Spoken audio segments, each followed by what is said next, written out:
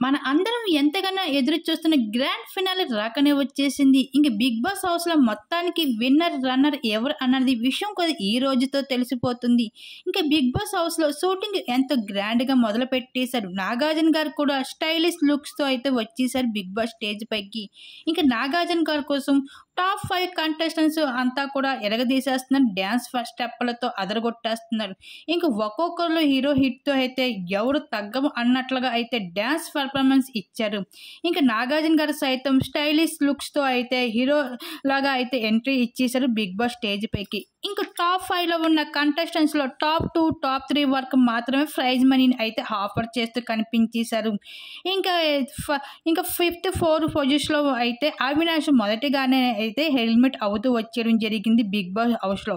ఇంకా 4th పొజిషన్‌లో ఎవరు ఉన్నది అంటే అది నాబిల్. నాబిల్ అయితే ప్రైజ్ మనీని తీసుకోకుండానే వెళ్ళిపోవాల్సి వచ్చింది. ఒకవేళ ప్రైజ్ మనీ కానీ టాప్ 4లో 3లో ఉన్నట్లయితే నాబిల్‌కి ఉండేది. కానీ టాప్ 4లో ఉండడంతో అయితే నాబిల్ పొజిషన్‌లో ఇంకా ప్రైజ్ మనీ కూడా ఇంకా ఆఫర్ కూడా దక్కలేదు నాబిల్‌కి. ఇంకా టాప్ 3లో ఉన్న ప్రేరణ అయితే ఇంకా నిఖిల్‌తో, గౌతమ్‌తో పెట్టుకుంటే ఏం లాభం లేదు.